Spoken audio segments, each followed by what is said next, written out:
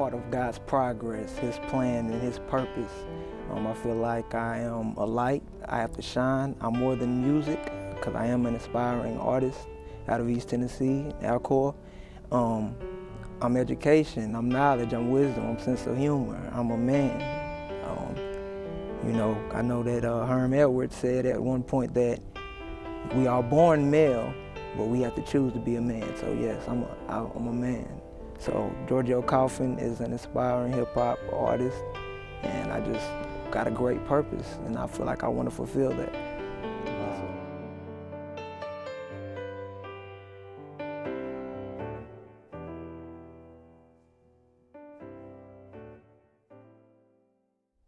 Welcome to Just Men, a life-changing program that resonates hope as well as encouragement. The program that gives you information and inspiration for the glory of God. I am your host, Jeff Tate, and thank you for joining Just Men. On today's program, we have a very special guest. Please join us for the first time on our program, Georgio Coffin. Georgio, welcome to Just Men. Hey, thanks, brother. Thanks for having me here today. I appreciate it. It's a tremendous blessing to have you on our program. And like I said, you add value to our program, and we're just thankful and grateful that you spent time to come and be on our program. But before we dive into the depth of your life and the triumph, as well as some of the areas that you've had challenges in, share a little bit about who is Georgio Coffin. Well, I would like to say I'm a part of God's progress, His plan and His purpose. I feel like I am a light. I have to shine. I'm more than music because I am an aspiring artist out of East Tennessee, Alcor. I'm education. I'm knowledge. I'm wisdom. I'm sense of humor. I'm a man. I know that Herm Edwards said at one point that we are born male, but we have to choose to be a man. So yes, I'm a man. So Georgio Coffin is an aspiring hip hop artist, and I just got a great purpose, and I feel like I want to fulfill that. Wow, yes, that's beautiful. I know that going back and start talking a little bit, sharing a little bit about your upbringing and what you've seen and what was shaping the mind, of this aspiring artist, this man in his development. Talk a little bit about your developmental years and what you was exposed to and what kind of put you on the path to the change that you're starting to experience now in your life. Okay, well, like I said, I grew up in Alcor, Tennessee, a small urban area. I was the youngest of five. Shared bedroom, shared everything. Really didn't have much, but my mama always did what she could to make sure that we had enough. I grew up without a lot of the things other kids had growing up. So that always kind of burned me and hurt my pride a little bit. I'm gonna have to share shoes, share clothes with my brothers. We'll fight over that. And I always grew up around like hustlers and drug dealers. It always ran in my family. Some of my family members were doing it. They were either using it, selling it, distributing it, whatever they could, and did whatever they could to make a dollar. And all my life, for the most part, I was able to dodge that and get around that. However, it got to the point like the temptation just got too much. And I could just see that, how easily these hustlers and, boosters and, were making this money, and how quickly the income was just coming so rapidly. And I just wanted another way to feed my family because, like, I didn't start off hustling. I just started off at a grocery store, working at grocery stores. When I was real young, like maybe 9 or 10 years old, me and my friends would do everything from cut grass, Kool-Aid stands. We'll sell books, toys, anything that we can get our hands on. We try to go about doing it the right way. That's what my daddy always taught me to do. I'm trying to lead a great life and lead a worthy calling. But like after a while, like the temptation, I feel like it just got the best of me because I seen my family was struggling, and I wanted to go to college, and I knew I couldn't afford to necessarily go, and I knew my parents really couldn't afford to put me through it. I know they'll give me their last dollar, but that dollar, really can only stretch so far. So I just seen it, been accustomed to it all my life. It was easy, it's real accessible, right up the street or in my own household. And I just picked up in the family business, I guess you could say, and just started making that income. And at some point along, God comes and meets you where you are. You don't always have to go to him. He came and met me. And ever since then, my life's been different. Like, it's been very different. Wow, that's beautiful. I know that you're a tremendous testament, man, to the power of God. I know many times people are acquainted with the suffering. Paul says that he wants to know God deeper than just the fellowship of suffering. And many times the fellowship of suffering pulls people into doing things that's unlike their character, unlike the image that God created because of the suffering. And you talked about that the lack of not having created a suffering, and therefore to fill that void, we begin to do things outside of our character, outside of integrity. But I know that now you're starting to experience the power of God, and that was another level of Paul's experience. He says, not only do I know the fellowship of his suffering, but I know the power of his resurrection. Yes, sir. Enough power that it changed me, turned Saul into Paul. And that's what I think about you, man, on that change in the road to Damascus. Paul, he was Saul then, and he was on his way to crucify Christians, to do what he do, man. And but yet God power met him. Like you said, he wasn't going to get God. God came to him and knocked him off his horse. Talk a little bit about this knocking off of your horse experience that you had that really kind of put you and started to awaken you to this transformation. Share a little bit about that. Well, he surely knocked me off the high horse. Throughout high school, I had started hustling about after sophomore year, towards the end of sophomore year, because I had quit football after winning the state championship. I was a linebacker on kick return. I was all over the field, and I had quit my sophomore year. My coaches couldn't understand why, and I couldn't really expect them to. Like I said, I had a lack. There was a lack of what I needed and the necessities in my life, and I just wanted to be able to support my family. So I started off working in the food city, bagging groceries, and once that stopped paying, that I only could go so far, and the management wouldn't give me so many hours, and I could only work so many hours because I was in school, and I knew I was trying to put my education first. So the quickest way I knew how to make money at that time was hustling and just picking up whatever I can get my hands on and making that quick dollar. So then I just kept doing it, all throughout. Even started, and once my family and everything got back, I feel like they got back on their feet. It got to a point where I started to do it just for me. I just had a love and an undying, passion for money and whatever. I didn't understand why. I just knew that I wanted this, I wanted that, just to be able to have it and be able to put new clothes on my back and whatever I could do. It made me feel better. But I was living through material and not through the spirit. So basically, it got close to graduation. Like I said, I've been doing it for sophomore year, and I was in the alleyway making a sale, and I guess some neighbor had called the police on me and told who I was and identified me. So I'm just walking casually down the street, and a police car just pulls up on me, and he just like, "Hey, sir, come here for a second." So my first instinct was like, I'm about to break. I'm about to run. I'm about to jet. And then something was just like, play it cool.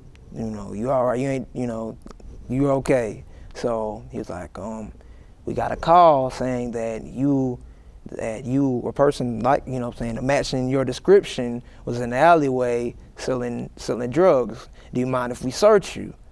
Now, any other time that wouldn't be a problem. However, I had over 2 ounces of marijuana on my person, all bagged up and different. But so I'm just like, ain't no way. Like, just my luck. I'm like I said, I'm 2 weeks away from graduating high school, and I just couldn't believe the situation and the circumstances that I was in. And I just remember, I'm just denying it straight off the top. Like, no, sir, you may not search me. I wasn't in the alleyway. I'm denying it and everything. Call my mother. If everybody in the neighborhood coming out to watch me, and I just remember just praying to the Lord, like, please just get me out of this. Just whatever I have to do, I'll change. I'll get out of here. I'll get out of these streets. Just, just please, just find a way somehow to allow me to walk away and not be in the back of that police squad and see my mama, my mama watch me get, hauled off in a police car. And, and I'll change. And just, I don't know what happened. Just, it's unexplainable. Out of nowhere, the police officer was just like, apparently it's not been you. We just got a call that it wasn't you. It was somebody else, but we're gonna let you go. You're free to go, sir. And I just remember walking off, and I just broke out sweating. I'm just like dropped to my knees praying, and I'm just like, I was so thankful. And since that day, all the money that I had scraped up, I used it to buy me a car, and that I knew, because I knew my mama couldn't afford it. I bought me a car, and I took me and my girlfriend to apply for the college at MTSU. We both were accepted, and all the money that I got there on the streets, I used that to pay for a hotel room until we got in a dorm room. And ever since then, it's just been me, and I've been so close to God, and it really changed me. And like, he was always there. If left to anybody else, I wouldn't be here today. Mm-hmm. I'd be locked up or still in the streets. But he came and he received me, he got me, he blessed me, and now I'm sitting here with you, with Just Man TV. Wow, that's beautiful. Man, I tell you, your story is so powerful, especially for our young men, because one of the things that drew me to you is to model what it is to represent change. You are, and I know you're pretty modest in terms of just what God has done in your life, and scholastically, academically, in terms of you being the top of your class academically and receiving rewards from that standpoint. And so it's amazing when God grabs a hold of you. Paul says that he's trying to apprehend that which has apprehended him. He says, I'm trying to grab hold of whatever has grabbed hold of me. And he says, not that I've arrived or not that I am so special, but he says, one thing I do, I forget those things which are behind me, and I press forward. I press towards the mark for the prize, for the high calling of God in Christ. And this pressing forward, man, that I see in your life, and you shared your story with us at our conference, man, and it impacted the men, grown men that have been struggling with things, and they concealed it. But when you were transparent and you open up your book and says, here I am, I'm accepting this, but I'm also accepting the change and the greatness that's on inside of me. And so many of our young people are afraid to be transparent. They're still hiding behind materialism. They're hiding behind all these other things, when if they would unveil themselves, they truly can be delivered. I say that to say that I wanted you to talk a little bit about your influence now, how you're influencing now in your friends and those who looked at you, before they see this changed person. How has that impacted your relationship? Well, a lot of my friends, I'm still close with all of my friends, and some of them, it just gets kind of, I for a lack of a better word, kind of strange now that you are together, because you're with someone that you used to engage in these activities with, you used to sell with, you used to, steal with, rob with, have promiscuous sex, whatever. And now you're no longer engaged in that, and they still are. So it's like our friendship in some cases is kind of limited. And sometimes it puts a strain, I feel like it puts a strain on it. So, but me, I just want to be an example to show them that you don't have to stay where you're at. There are greater things inside of you that God has a greater purpose for your life than just being out there in the streets hustling day in, day out. Because, fast money is like gas money. So you just have to go out and get it, though. Because you can dream all you want, but if you won't get up and chase it, then you're just going to die in your sleep. That's just how life works.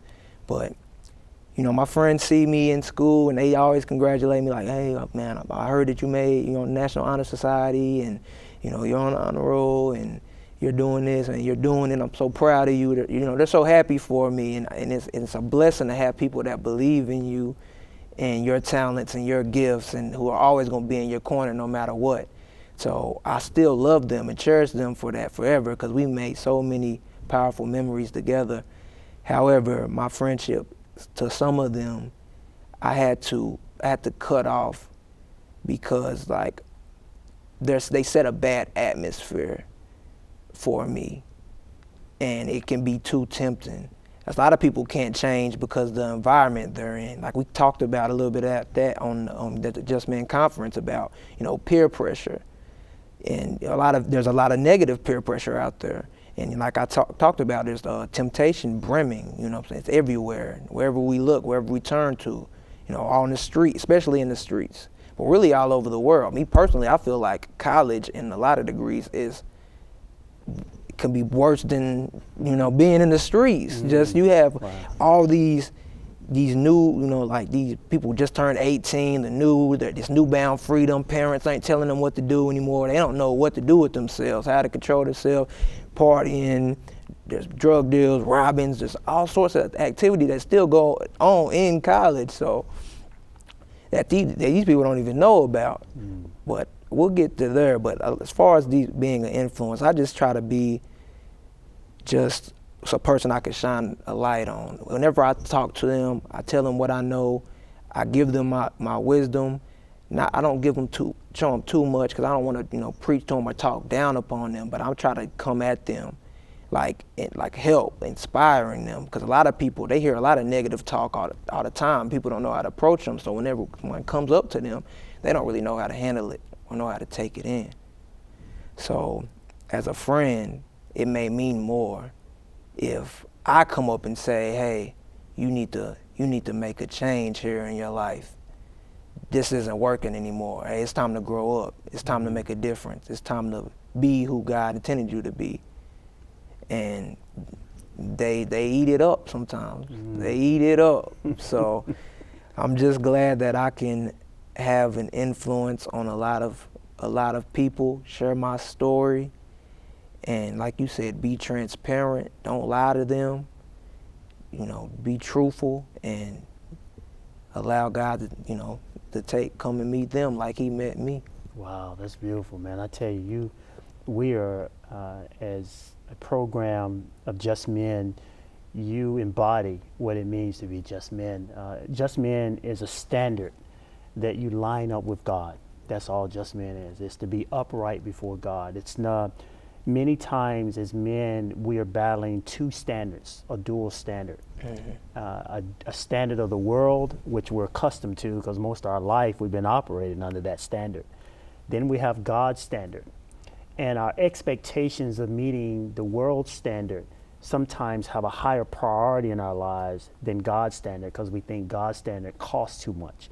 I got to give up my freedom. I got to give up my bling. I can't be cool and walk with God. Exactly. You know That's what it's about. You know, so a lot of and even as men, not as young men, but even as older men, still have that battle and that challenge, because to give up, they said the cost is too great to walk with God. But you and I know, and coming into the knowledge that without Him, there is no us. I mean, we can't live without Him, because He brings us into a level of peace that passeth all understanding. And when we partake of His table, I like what you said, they like to eat it.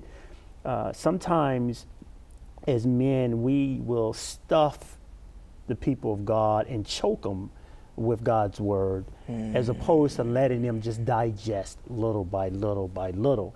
And the greatest digestion for me has been when I seen a man walk upright himself, not his rhetoric, not what he tell me what to live, but how he lives. If he lives according to the standard and I'm watching him, then what he says is just a byproduct of what he's doing. But if he's just doing something else and telling me how to live and what I'm gonna live, I'm not gonna digest that. It's gonna choke me, man, because we say they're double-minded. They're a hypocrite.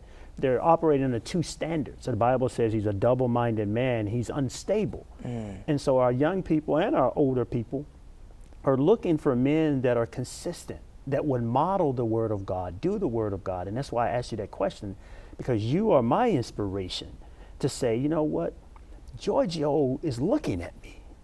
I got to keep this thing right so that I don't become a stumbling block to him. I mean, I can give you words of wisdom or whatever, but if I don't live the life that I tell you about, Yeah. then you're going to be conflicted there, and you're going to say, well, where's the power in that? If it's so powerful for me to receive, why isn't it powerful for you to live? Why isn't it a part of your life, you know? So that's the part, man, that I like what you said that really brings back home, man, is, yes, some of my relationships are separating, but it's because I'm attaching myself to the standard of God, and God is bringing the separation. I'm going to be me, and I'm going to stay me. I'm going to love him. I'm going to reach out to him. I'm going to say, God can meet you, but I'm not going to compromise who I am. So if that is at risk, then I have to let it go. I'll let God bring the division, and we just walk in love. So that's a very powerful thing. You said something that I want to hit on as we begin to kind of bring closure. A couple things. One is your relationship with your parents. Talk about your father, what he was in your life, and talk about your mother, what she was in your life, and how you can see the reflection of them even today in your own decisions in your life. Right, that's great. My father's actually out here today. I'm going to meet him after the show today. Wow. Yeah, my father is great, a wonderful man. He's always been a leader by example. He just doesn't speak and tell me something to do like you were saying. I remember when my pastor taught me, actually, he was just like, you can't teach what you don't know. It's impossible. People won't listen. People won't heed that. So my father would always walk what he spoke of. Now, I was living with my mother growing up. I would visit my father on the weekends, and you know, during them little time, he would always visit me. He was always close. But during the little amount of time we spent, and just had great impact. It was always, he just taught me to be a gentleman.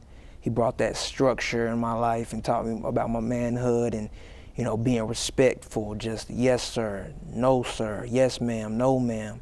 When it come to interacting with women, he taught me to respect them, mind, body, spirit.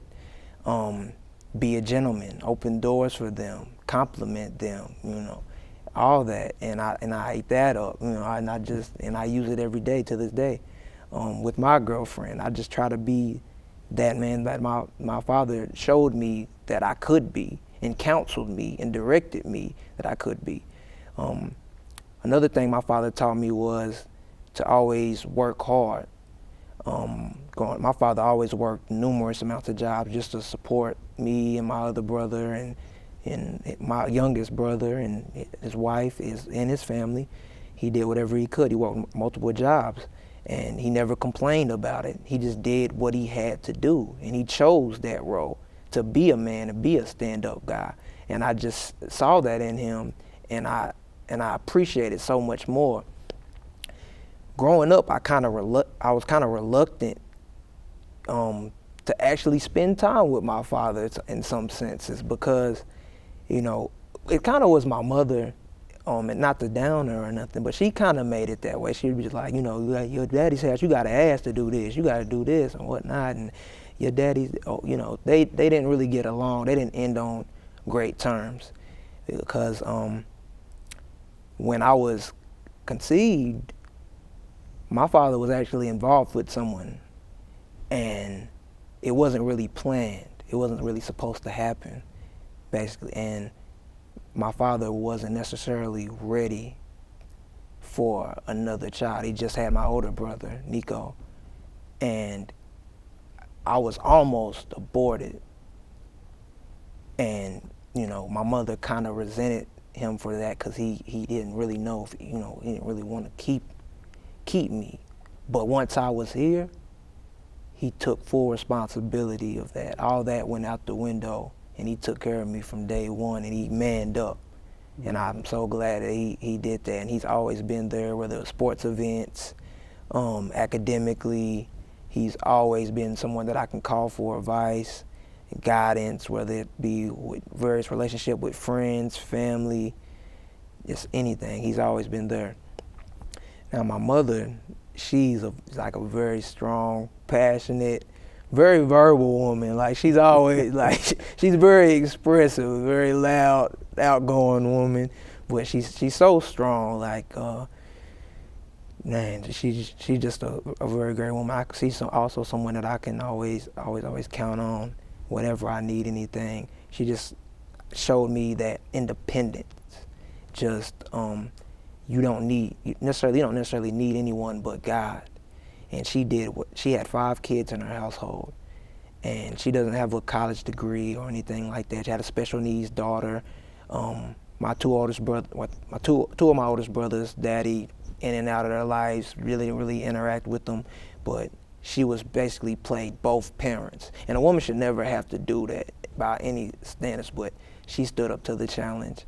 And she was also the man of the house and the woman of the house, so it's safe to speak. So she was just so strong and so supportive, and she just taught me how to care, how to love, tough love, really. You know, she'll beat me to black off me if I'm acting up or anything else. Yeah. But yeah, she's a great inspirational woman, and she wasn't very expressive, but I always knew that she loved me. Like in my mother's household, way she showed her love was a hot plate, you know, a roof over your head, clothes on your back, books. You know, like I said at the Just Men's Conference, she was struggling, and she had to pawn her jewelry just so I can have school supplies and clothes on my back, and that really touched me. I didn't really understand it at the time, but that's where I learned my value of education through my mama. It's education and knowledge and wisdom is worth so much more than material. That'll come along with it. Get wise, get understanding. You know, they say through the wisdom a house is built. Through understanding, the rooms are furnished with treasures and beauty. Wow. So that's where I picked that up from my mother, and she would always make me, you know, stay on me about my studies and, you know, being strict, and it really made a difference in my life, I'd say. Yes, sir. Wow, that's beautiful. I tell you, you have astounded us in so many ways, and we're very proud of you and what God is doing in your life and bringing you to the man that He has called. And the sky is definitely the limit in terms of what God is placed in your heart. We're coming down, and I don't know where the time goes. Time moves by so fast, and we're coming down to the last 30 seconds. But I really want you to give an encouraging word in the last 30 seconds to the men that have lost their way. What word of encouragement would you have for them? Please, I encourage anyone out there who happens to listen to this program, and my words and your words and just men, period, just to lead a worthy calling, leave your mark on society. And that's my last word. That's beautiful. Stay focused. Man. Wow, that's awesome. All right.